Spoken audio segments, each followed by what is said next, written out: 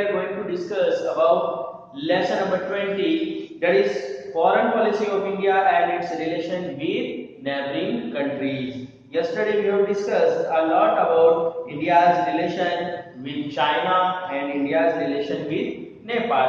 Now today we are going to discuss about India's relation with Bhutan. Bhutan is also our neighboring country that share land borders with India. So let's start.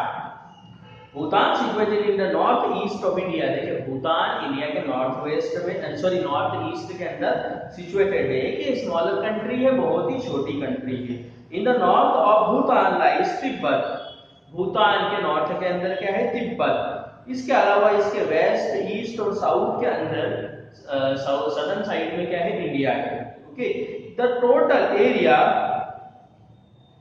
Of Bhutan is 53,000 square kilometre. अगर भूटान के मैं area की बात करूं तो 53,000 square kilometre ही है. बहुत छोटी कंट्री. ओके. ज्यादातर भूटान में जो लोग हैं वो बुद्धिस्ट लोग हैं. ओके. और इंडिया और भूटान के जो रिलेशन है वो काफी अच्छे हैं. मतलब पुराने समय से ही इंडिया और भूटान के जो ट्रेडिशनल रिलेशन रहे हैं. यदि हम बात करें एंशिएंट हिस्ट्री की तो वहां से ये क्लियर होता है कि उस समय एंशिएंट टाइम में जो भूटान का मेजर पार्ट था वो इंडिया के कब्जे के अंदर था. ओके. 7th सेंचुरी तक इंडियन रूलर्स वगैरह जो है 7th सेंचुरी तक इंडियन रूलर वगैरह जो है वहां पर भूटान में उन्होंने राज्य किया है. The Buddhist traveller Padmashambhu had special place in religion. Okay. देखिए जो बुद्धिस्ट ट्रैवलर था जो भारत के अंदर आया था पद्मशंभु, ये पद्मशंभु ने ही जो बुद्धिज्म को प्रीच किया था भूटान में, है ना. यह भूटानी लोगों के अंदर उन्होंने बुद्धिज्म को फैलाया था. ओके. तो जो भूटान के लोग हैं वो अभी तक के पद्मशंभु का जो है रिस्पेक्ट करते हैं, उनको अपना गुरु मानते हैं, अपना टीचर मानते हैं. ओके. अब देखिए हम दोनों के रिलेशन की आज की बात कर लेते हैं. तो अब हम बात करें इंडिया और भूटान की तो दोनों के अंदर कमर्शियल और इकोनॉमिक रिलेशन है, ये काफी लंबे समय से है. Okay. India used to purchase silk and betel nut from Bhutan. देखिए इंडिया भूटान से सिल्क लेता है और इसके अलावा पान वगैरह जो है वो भी भूटान से लेता है. इसके अलावा 1910 यानी 1910 के अंदर सिंचुला पैक्ट में साइन हुआ इंडिया और भूटान के अंदर, और वहां से एक नया देश उभरा that is Bhutan. In 1949 again a pact was signed with affirmation that it will be solely India's responsibility to protect Bhutan. इसके अलावा 1949 के अंदर एक पैक्ट साइन हुआ जिसके तहत जो या फिर इंडिया की रिस्पांसिबिलिटी बन जाती है कि यदि भूटान के ऊपर कोई सा अटैक होता है तो वो भूटान की मदद करे, भूटान को प्रोटेक्ट करे. India has helped Bhutan in economic development. देखिए इसके अलावा इंडिया ने बहुत ज्यादा योगदान दिया है भूटान को उसकी इकोनॉमिक डेवलपमेंट के अंदर.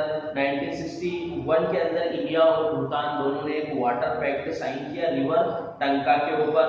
And today electricity is being generated here. आज भी इलेक्ट्रिसिटी बनाई जाती है उस रिवर्स के ऊपर डैम बना के. ओके. इसके अलावा the capital city of Bhutan, Bhutan की जो कैपिटल सिटी है थिम्पू, वो भी इंडिया की मदद से ही डेवलप्ड की गई. ओके. इसके अलावा इंडिया भूटान को अलग अलग फील्ड के ऊपर मदद करता रहा है. जैसे वहां पर टेलीकम्युनिकेशन नेटवर्क बिछाने में इंडिया का काफी ज्यादा सहयोग रहा. इसके अलावा रोड कनेक्टिविटी बनाने में, रोड कंस्ट्रक्शन करने में इंडिया का काफी ज्यादा योगदान रहा है. इसके अलावा इंडिया ने भूटान को 13 करोड़ रुपीस दिए कि वहां पर एक सीमेंट प्लांट बनाया जा सके जिसको बोलते हैं पेंडेना सीमेंट प्लांट. तो ये सीमेंट प्लांट को डेवलप करने के लिए, इसको बनाने के लिए भारत ने भूटान को 13 करोड़ रुपीस दिए. ओके. अब हम बात करते हैं इंडिया एंड पाकिस्तान की. इंडिया और भूटान के किस प्रकार के रिलेशन है वो हमने अभी देखा. अब हम बात करेंगे इंडिया एंड पाकिस्तान. इंडिया और पाकिस्तान के किस तरीके के रिलेशन है ना. पाकिस्तान भी इंडिया का एक नेबरिंग कंट्री है, पड़ोसी देश है. देखिए अब as a result of partition of India in 1947 के अंदर इंडिया का पार्टीशन हुआ तो वहां से एक नया देश इमर्ज हुआ, नया देश उभरा जिसको हम कहते हैं पाकिस्तान. हालांकि अगर देखा जाए तो इंडिया और पाकिस्तान दोनों की कॉमन हिस्ट्री रही है, दोनों का कल्चर सेम रहा है, दोनों की इकोनॉमी सेम रही है, दोनों का जो ज्योग्राफी है वो सेम रही है। लेकिन क्योंकि जब पार्टीशन हो गया 1947 में, तो इस वजह से हम दोनों के अंदर बहुत ज़्यादा इश्यूज हुए, वो प्रॉपर्टी को लेके, बॉर्डर को लेके, डिस्ट्रीब्यूशन ऑफ वाटर्स को लेके बहुत सारे इशू हुए, और इसके अलावा हमारे अंदर पॉलिटिकल डिफरेंसेस भी पैदा हो गए। ओके, पॉलिटिकल डिफरेंसेस क्यों पैदा हुए, इसका सबसे मेन प्रॉब्लम है वो कश्मीर है। ओके, दोनों देशों के बीच में जो तकरार का जो मीन्स कारण है वो कश्मीर प्रॉब्लम है। ओके, देखें क्या है, Kashmir became the cornerstone of dispute between India and Pakistan soon after partition. Kashmir dispute has been reason of Pakistan for armed attack for India. देखिए, ये कश्मीर प्रॉब्लम ही रहा है जिसकी वजह से पाकिस्तान ने इंडिया के ऊपर 4 बार अटैक किया। पहला अटैक किया अक्टूबर 1947 के अंदर, जब पाकिस्तानी आर्मी ने वहां के कबायली लोगों को आर्म्स दिए, हथियार दिए और भारत पे अटैक किया। सेकेंड अटैक हुआ 1965 के अंदर, ये काफी लंबे समय तक के चला। फिर थर्ड अटैक हुआ 1971 के अंदर ड्यूरिंग बांग्लादेश वार, जब बांग्लादेश वार चल रही थी उस दौरान।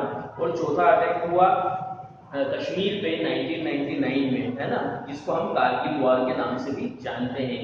हालांकि ये चारों लड़ाई रही, ये इंडिया के फेवर में रही, हमने पाकिस्तान को इसके अंदर हरा दिया। ओके, पाकिस्तान चाह रहा था कि वो ये लड़ाई लड़के हमसे कश्मीर को हासिल कर ले, लेकिन वो इसमें कामयाब नहीं हुआ, वो फेल्ड हो गया।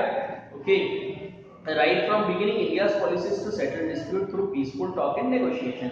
देखिए, इंडिया का कभी भी किसी देश से लड़ाई करने का उद्देश्य नहीं रहा है, यह हम पहले भी देख चुके हैं। हमारी जो फॉरेन पॉलिसीज है उसके अंदर हमने ये बात, उसमें भी हम ये बात कहते हैं कि हमारा जो किसी से लड़ाई करने का मतलब स्टार्टिंग के अंदर या शुरू के अंदर लड़ाई लड़ने का हमारा कोई उद्देश्य नहीं है कि हम किसी के देश पे चढ़ाई करें। हम ये चाहते हैं कि जो हमारे डिस्प्यूट है, हमारे जो मसले हैं, उसको हम बैठ के हल करें। ओके, पीसफुल टॉक और नेगोशिएशन से इन सारी चीजों को हल करें। In this direction India has taken measures to focus on political, economic and cultural exchanges. देखिए, इंडिया ने बहुत कोशिश की कि पाकिस्तान के साथ उसके संबंध मधुर हो, और इसके अलावा पॉलिटिकल, इकोनॉमिक और कल्चरल एक्सचेंजेस के ऊपर काफ़ी ज़्यादा ध्यान दिया इंडिया ने। इसके अलावा both the countries have decided to give special importance to person contact. दोनों कंट्री के लोगों ने कहीं ना कहीं ये चाहा कि पर्सन टू पर्सन कांटेक्ट रहे दोनों देशों के अंदर। ओके, इसके अलावा कल्चर की फील्ड में और स्पोर्ट्स की फील्ड में भी हमने एक सक्सेसफुल एक्सचेंज किया। जैसे आप लोगों ने देखा होगा जो क्रिकेट मैचेस होते हैं इंडिया और पाकिस्तान के, तो कहीं ना कहीं हमने कल्चरल और स्पोर्ट्स के अंदर भी एक सक्सेसफुल एक्सचेंज रखा। और इसके अलावा जो जर्नलिस्ट हैं या राइटर्स वगैरह हैं, ये भी समय समय पर इंडिया के पाकिस्तान में या पाकिस्तान के इंडिया में आते जाते रहे हैं। ओके, इसके अलावा जो लोग विजिटर्स हैं, मतलब बहुत से इंडिया के अंदर ऐसे लोग हैं जिनकी रिश्तेदारी पाकिस्तान में है, और पाकिस्तान में बहुत से ऐसे लोग हैं जिनके रिश्तेदार इंडिया में रहते हैं। तो दोनों कंट्री के जो लोग हैं उनकी फैमिलीज एक दूसरे दोनों कंट्रीज के अंदर है, तो ये आते जाते रहते हैं। तो कहीं ना कहीं इंडिया ने एक कोशिश करी है इस तरीके से कि दोनों देशों के अंदर एक मधुर संबंध बने। इसके लिए इंडिया ने ट्रेन वगैरह भी चलाई है, समझौता एक्सप्रेस है, ये दोनों देश के बीच में चलती है, ताकि जो दोनों देशों के जो रिश्तेदार हैं वो एक जगह से दूसरी जगह जा सकें। इसके अलावा रोड कनेक्टिविटी को भी इंडिया ने बढ़ावा दिया है। ओके, रोड के थ्रू भी आप चाहें तो वहाँ जा सकते हैं। Okay, there have been economic and commercial agreement between two and both are the member of SAARC and SAFTA। देखिए, दोनों SAARC और SAFTA के मेंबर है और दोनों में कमर्शियल एग्रीमेंट्स भी है। अब देखो, इंडिया और पाकिस्तान दोनों के जो रिलेशन है बिटर और स्वीट होते रहते हैं, कभी मधुर होने की तरफ जाते हैं और कभी खट्टे हो जाते हैं, है ना। तो ये सब चीजें चलती रहती है। India does not appreciate certain terrorist activity. देखिए, जो मेन प्रॉब्लम है वो इंडिया को पाकिस्तान से ये है कि पाकिस्तान अपने देश का इस्तेमाल कुछ टेररिस्टिक एक्टिविटीज के लिए करता है, उसको मिलिट्री ट्रेनिंग देता है, जो टेररिस्ट है उनको फाइनेंशियल एड देता है, और आर्म्स और एम्यूनिशन मतलब हथियार वगैरह जो टेररिस्ट वगैरह को ये प्रोवाइड करता है। और इस तरीके से इंडिया का जो पीस है, इंडिया के अंदर जो है, इंडिया की जो शांति है उसके अंदर रुकावट पैदा करता है ये। ओके, तो इंडिया इसके सख्त खिलाफ है कि ये सारी चीजें नहीं होनी चाहिए। Many such terrorists got patronage in India. India has repeatedly asked Pakistan to hand over such people, but no avail.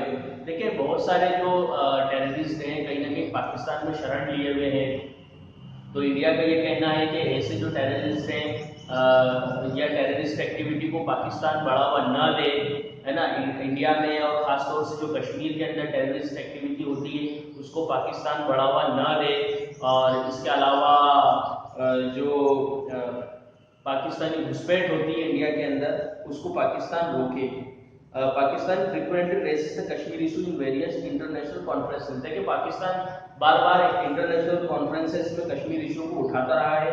कई बार उन्होंने यूएन के अंदर भी कश्मीर इशूज को उठाया है। तो देखिए दोनों कंट्री, जो दोनों देश है वो एक न्यूक्लियर संपन्न देश है, इसलिए हमें आपस के अंदर जो डिस्प्यूट्स है उसको म्यूचुअल टॉक्स और नेगोशिएशन से हल करने की कोशिश करना चाहिए ताकि एक ग्लोबल पीस है वो बनी रहे। ओके, और इंडिया तो हमेशा से ही जो है शांति का प्रतीक रहा है, और इसके अलावा जो भी डिस्प्यूट्स वगैरह है उसको वो म्यूचुअल अंडरस्टैंडिंग और नेगोशिएशन से ही हल करने में विश्वास रखता है।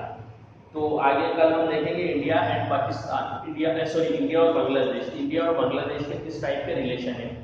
आज हमने देखा इंडिया और भूटान के रिलेशंस के बारे में और इंडिया और पाकिस्तान के रिलेशंस के बारे में। तो आज के लिए बस इतना ही। जय हिंद, जय भारत।